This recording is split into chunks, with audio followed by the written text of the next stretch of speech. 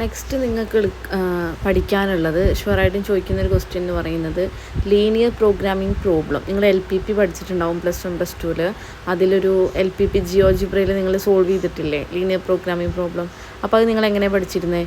Maximise അല്ലെങ്കിൽ minimise ഏതെങ്കിലും ഒന്നായിരിക്കും ക്വസ്റ്റ്യനിൽ ഉണ്ടാവുക. അപ്പോൾ ഞാനൊരു എക്സാമ്പിൾ പറയാം. Maximize z = 4x + 3y subject to the constraint x + 2y <= 4, x ≥ 0, y ≥ 0 എന്നൊക്കെ പറയുന്നത് അങ്ങനെയൊക്കെ പഠിച്ചിട്ടില്ലേ? അപ്പോൾ അതിലെ ഒബ്ജക്റ്റീവ് ഫംഗ്ഷൻ എന്താണെന്ന് നോക്കാം. ആദ്യം നമുക്ക് കുറച്ച് ഡെഫിനിഷൻസാണ് പഠിക്കാനുള്ളത്. അതിൽ ഈ ഒബ്ജക്റ്റീവ് ഫംഗ്ഷൻ എന്ന് പറയുന്നത് നമ്മൾ എഴുതുന്നില്ലേ ഫസ്റ്റ് മാക്സിമൈസ് ഓർ മിനിമൈസ് എന്ന് പറഞ്ഞ ക്വസ്റ്റ്യനിൽ ഉണ്ടാവില്ലേ മാക്സിമൈസ് z = 3x + 4y. അതാണ് ആ ഫസ്റ്റ് എഴുതുന്നതിനെയാണ് എന്ത് വിളിക്കുന്നത്? ആ ലീനിയർ പ്രോഗ്രാമിംഗ് പ്രോബ്ലത്തിൻ്റെ ഒബ്ജക്റ്റീവ് ഫംഗ്ഷൻ എന്ന് വിളിക്കുന്നത്. അപ്പോൾ ജനറലായിട്ട് നമുക്ക് എന്ത് പറയാം? Maximize z = c1 x1 + c2 x2 അതിനെയാണ് LPPയുടെ ഒബ്ജക്റ്റീവ് ഫംഗ്ഷൻ എന്ന് പറയുന്നത്. ആദ്യം എഴുതുന്നത് എന്തിനെയാണോ മാക്സിമൈസ് ചെയ്യാനുള്ളത് അല്ലെങ്കിൽ മിനിമൈസ് ചെയ്യാനുള്ളത് അതിനെയാണ് നമ്മൾ അതിൻ്റെ ഒബ്ജക്റ്റീവ് ഫംഗ്ഷൻ എന്ന് വിളിക്കുന്നത്. ഇനി അതിൻ്റെ താഴെ നമ്മൾ കുറച്ച് constraints എഴുതാറില്ലേ? 3x + 4 x + 2y <= 4 2x + 3y <= അല്ലെങ്കിൽ > അങ്ങനെയൊക്കെ എഴുതാറില്ലേ? അതിനെയാണ് നമ്മൾ കൺസ്ട്രെയിൻസ് എന്ന് വിളിക്കുന്നത്.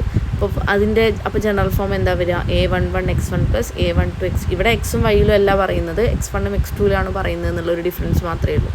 അപ്പോൾ a11 x1 + a12 x2 <= b1, a21 x1 + a22 x2 <= b2, x1 x2 > 0 എന്ന് പറയുന്നതിനെയാണ് നോൺ നെഗറ്റിവിറ്റി കണ്ടീഷൻ എന്ന് പറയുന്നത്. അതും കൺസ്ട്രെയിൻ തന്നെയാണ്, പക്ഷേ അതിന് സ്പെസിഫൈ ചെയ്തിട്ട് നമ്മൾ നോൺ നെഗറ്റിവിറ്റി കൺസ്ട്രെയിൻ എന്നും കൂടി പറയാറുണ്ട് എന്ന് മാത്രം.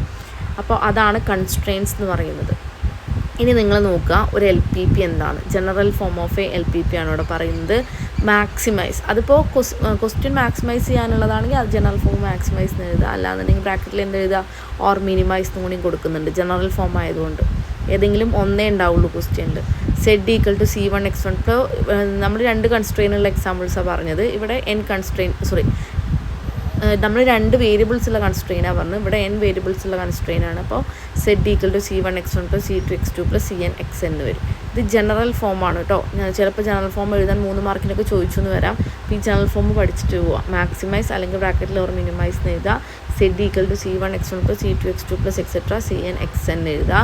ഇനി ഓരോ constraints a11 x1 + a12 x2 + a1n xn <= b1. ഇവിടെ നിങ്ങൾ ശ്രദ്ധിച്ചോണം, എല്ലാ കൺസ്ട്രെയിൻസും <= ആയിരിക്കും അല്ലേ? നോക്കി, ഫസ്റ്റ് കൺസ്ട്രെയിൻ <= b1 ആണ്, സെക്കൻഡ് കൺസ്ട്രെയിൻ <= b2 ആണ്, <= bm. അപ്പോൾ ഇവിടെ ആകെ എത്ര കൺസ്ട്രെയിൻസാണ് വരുന്നത്? m കൺസ്ട്രെയിൻസാണ് വരുന്നത്. എത്ര വേരിയബിൾസാണ് വരുന്നത്? n വേരിയബിൾസാണ് വരുന്നത്. n വേരിയബിൾസും m കൺസ്ട്രെയിൻസും ഉള്ള ഒരു ജനറൽ ഫോമാണ് LPPയുടെ ജനറൽ ഫോമാണ് ഇപ്പോൾ നമ്മൾ പഠിച്ചിട്ടുണ്ടായിരുന്നത്. ഇതിൽ x1 x2 xn എന്ന് പറയുന്നതാണ് ആ n വേരിയബിൾ എന്ന് പറയുന്നത്. അതിന് നമ്മൾ ഡിസിഷൻ വേരിയബിൾ എന്നാണ് വിളിക്കുക. First maximize z = c1 x1 + c2 x2 cn xn ഇതില്ലേ? അതിലുള്ള c1 c2 cn നമ്മൾ കോസ്റ്റ് എന്ന് വിളിക്കുന്നത് കേട്ടോ.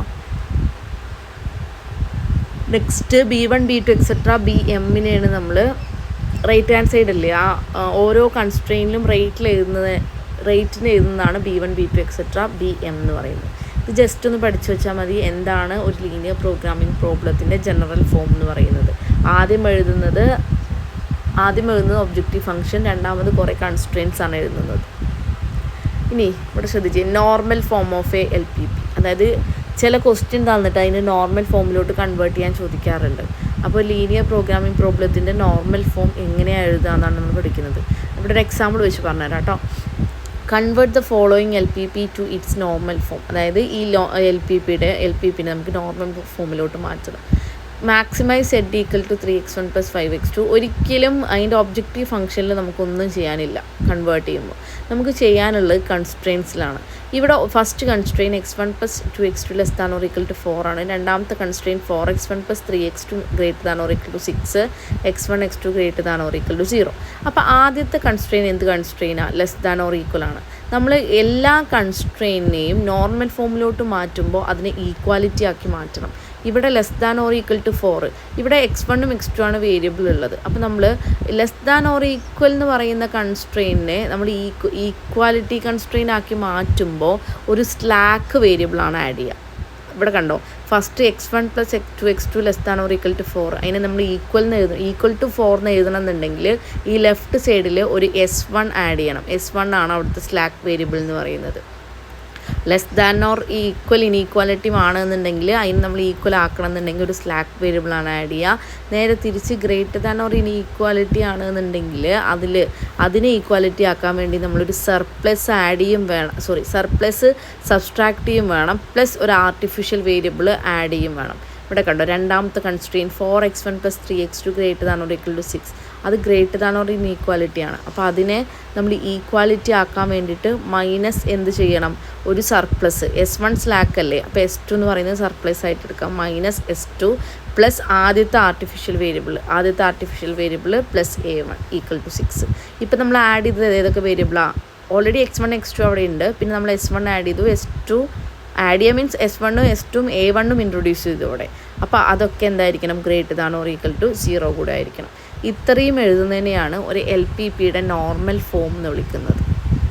ഓക്കെ, അപ്പോൾ ചിലപ്പോൾ ചോദിച്ചാൽ നിങ്ങൾ നോർമൽ ഫോമിലോട്ട് കൺവേർട്ട് ചെയ്യേണ്ടി വരും. അപ്പോൾ ഏതൊരു ലെസ് ദാൻ ഒരു ഇനീക്വാലിറ്റി ആണെങ്കിൽ ഒരു സ്ലാക്ക് വേരിയബിൾ മാത്രം ആഡ് ചെയ്താൽ മതി. ഗ്രേറ്റർ ദാൻ ആണെന്നുണ്ടെങ്കിൽ അതിനെ ഈക്വാലിറ്റി കൺസ്ട്രെയിൻ ആക്കാൻ വേണ്ടിയിട്ട് മൈനസ് സർപ്ലസ് പ്ലസ് ഒരു ആർട്ടിഫിഷ്യൽ വേരിയബിൾ കൂടെ ചെയ്യണം. പിന്നെ അതിൻ്റെ നോൺ നെഗറ്റിവിറ്റി കണ്ടീഷനിൽ ഇതൊക്കെ greater than or equal to 0 എന്നും കൂടി എഴുതണം.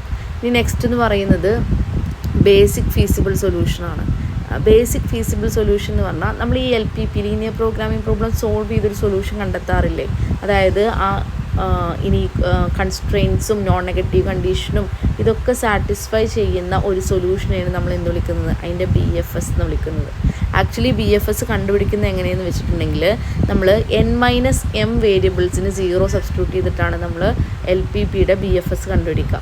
ഇപ്പോൾ ഇവിടെ നോക്കിയേ, ഇവിടെ എത്ര കൺസ്ട്രെയിൻസാണ് ഉള്ളത്? 2 കൺസ്ട്രെയിൻസാണ് ഉള്ളത്.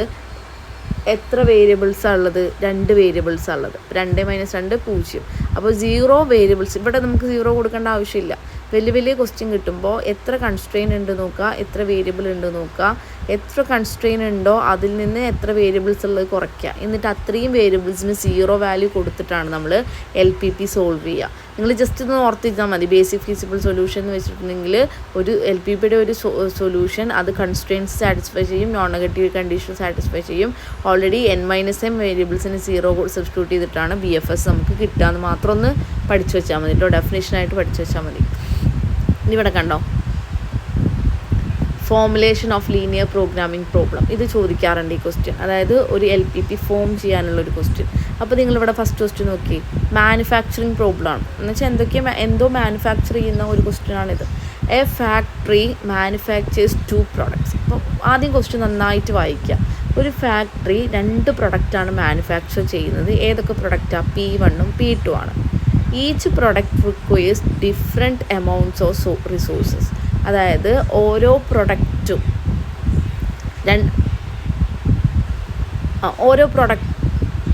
Each product requires different amount of resources. അതായത് ഓരോ പ്രൊഡക്റ്റിനും വേണ്ട റിസോഴ്സ് എന്ന് പറയുന്നത് ഡിഫറെൻ്റ് ആണ്. The objective is to maximise profit. അപ്പോൾ നമ്മൾ LPP മാക്സിമൈസ് മിനിമൈസ് ആണോ ക്വസ്റ്റ്യൻ? മാക്സിമൈസ് ആണ് ക്വസ്റ്റ്യൻ തന്നിട്ടുണ്ട്. മാക്സിമൈസ് ദ പ്രോഫിറ്റ് എന്ന് പറഞ്ഞിട്ടുണ്ടെങ്കിൽ മാക്സിമൈസ് അതാണ് ക്വസ്റ്റ്യൻ. അപ്പം അവിടെ നിന്ന് എഴുതാം അതിൻ്റെ ഒബ്ജക്റ്റീവ് ഫംഗ്ഷൻ മാക്സിമൈസ് Z = അത്രയും നമുക്ക് കിട്ടും. ഇനി ബാക്കിയാണ് കിട്ടേണ്ടത്. നോക്കിയേ, പ്രോഫിറ്റ് ഫ്രം P1, അതായത് P1ൽ നിന്നുള്ള പ്രോഫിറ്റ് എത്രയാണ് പറഞ്ഞിരിക്കുന്നത്? 3 per unit ആണ്. അപ്പോൾ P1ന് കറസ്പോണ്ടിങ് ആയിട്ടുള്ള ഡിസിഷൻ വേരിയബിൾ നമ്മൾ x1 ആയിട്ട് എടുക്കുക, P2ന് കറസ്പോണ്ടിങ് ആയിട്ട് നമ്മൾ x2 എന്ന് എടുക്കുക. അപ്പോൾ P1 x1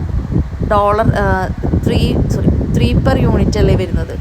അപ്പോൾ 3x1 പ്ലസ് അടുത്തത് 5 per unit ആണ് P2ൽ നിന്നുള്ള പ്രോഫിറ്റ് എന്ന് പറയുന്നത്. അപ്പോൾ മാക്സിമൈസ് Z = 3x1 + 5x2. അത് ക്ലിയർ അല്ലേ? ഇനിയാണ് റിസോഴ്സിങ് കൺസ്ട്രെയിൻസ് നോക്കി. ഫസ്റ്റ് റിസോഴ്സിന് 4 units അവൈലബിൾ ആണ്. റിസോഴ്സ് 2 എന്ന് പറയുന്നത് 6 units അവൈലബിൾ ആണ്. അപ്പോൾ 4x1 + 6x2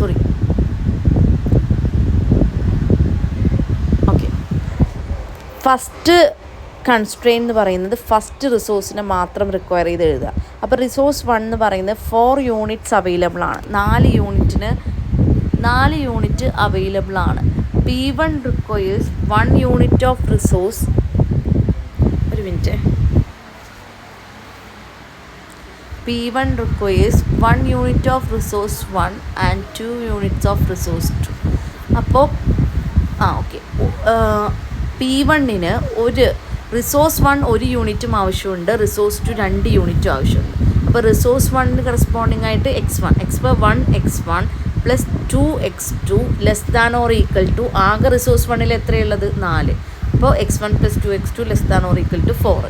അതേപോലെ P2-ൻ്റെ കേസ് നോക്കി, 2 യൂണിറ്റ്സ് റിസോഴ്സ് 1 ഉണ്ട്, 1 യൂണിറ്റ് റിസോഴ്സ് 2 വേണം. പക്ഷെ ഓൾറെഡി എത്രയേ ഉള്ളൂ, 6 ഉള്ളൂ. അപ്പോൾ 2x1 plus x2 less than or equal to 6. പിന്നെ നമ്മുടെ നോൺ നെഗറ്റീവ് കണ്ടീഷൻ എന്ന് പറയുന്നത് ആകെ 2 വേരിയബിൾ അല്ലേ ഉള്ളത്. അപ്പോൾ x1 x2 greater than or equal to 0 ആയിരിക്കും. അത്രയാണ് വരുന്നത്. ഇനി അതേപോലെ ട്രാൻസ്പോർട്ടേഷൻ പ്രോബ്ലം ഒന്ന് ചെയ്ത് നോക്കുക. ഞാൻ പിക്ചർ അയച്ചിട്ടുണ്ട്, എന്തെങ്കിലും ഡൗട്ട് ഉണ്ടെങ്കിൽ ചോദിക്കാം കേട്ടോ. ട്രാൻസ്പോർട്ടേഷനും ഇത് തന്നെ. ഇവിടെ മിനിമൈസേഷനാണ് ക്വസ്റ്റ്യൻ. അപ്പോൾ മിനിമൈസ് z ഈക്വൽ ടു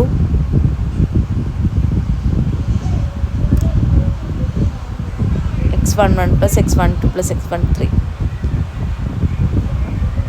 ഒരു മിനിറ്റ്.